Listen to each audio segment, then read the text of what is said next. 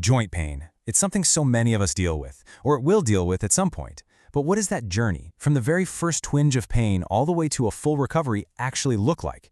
Well, today, we're going to walk through that whole path, step by step. We'll start with the risks and end with a return to an active life. Let's dive in. So what does this journey really look like? It's not just one single event, it's a series of stages. We're going to start with understanding your risk, then get into how pain is managed, explore the big question of surgery, and finally, talk about the road to recovery. So where does this whole thing even start? What puts you on this path in the first place?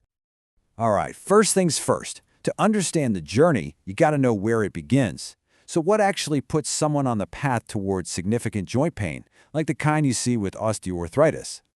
Now, when you think about achy joints, your mind probably jumps straight to getting older, right? Or maybe overuse from sports or a job. But the science, it actually points to something way more specific as a key driver. And this is kind of surprising, right? While being younger is protective, the single biggest risk factor for developing osteoarthritis down the line is a previous injury. Tearing a ligament, fracturing a bone near a joint, that stuff can kickstart cartilage breakdown years later. In fact, a major knee injury can jack up your risk of arthritis in that joint by more than 400%. That's huge. And it's also worth noting that women are at a higher risk, especially when it comes to their knees and hips. Okay, so let's move on. Let's say the risk factors are there, and that pain starts to creep in. What's the first move? What's that first line of defense for keeping that pain and inflammation under control? When it comes to that initial osteoarthritis pain, the go-to solution is usually a class of drugs called NSAIDs. You've definitely heard of these. We're talking about ibuprofen, naproxen, the usual suspects. You can think of them as traffic cops for your body's pain signals. They basically stand in the way of the chemicals that cause inflammation, which dials down the pain and helps you move a little easier.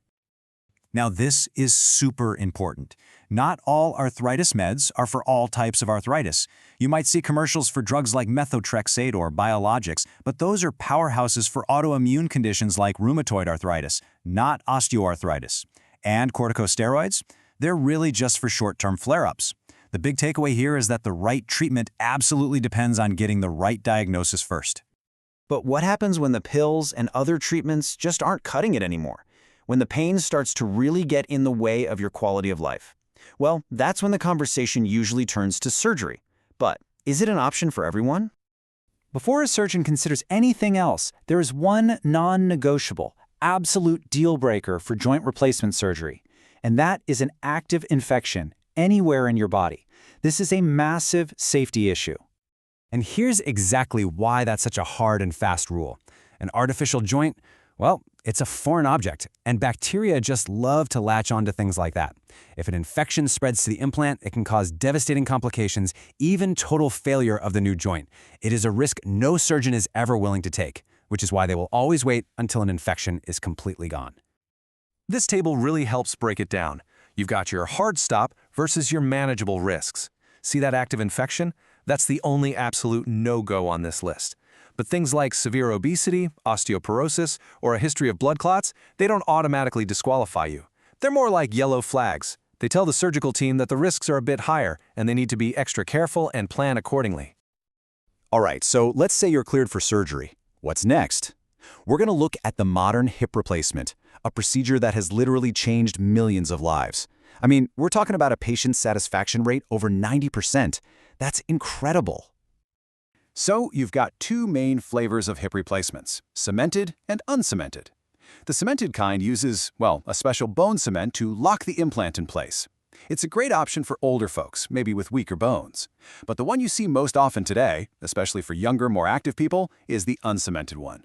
And this is pretty cool. These implants have this special porous surface that your own bone actually grows into. It creates this super strong, natural bond that can last for decades. So the surgery's done, the new joint is in place, but hold on, the journey is not over yet.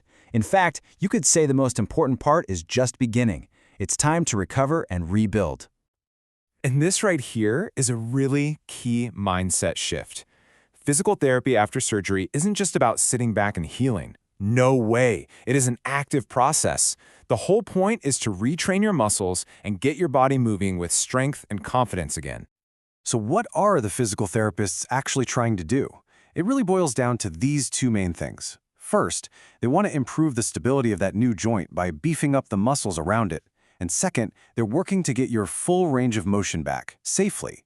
You nail those two things, and that new joint is going to work like a charm, giving you your active life back. You know, as these surgeries get better and more common, they're doing more than just fixing a joint. They're changing what's possible as we age. And it makes you wonder, right? How are these incredible advancements going to totally reshape our definition of what it means to live an active, full life at any age?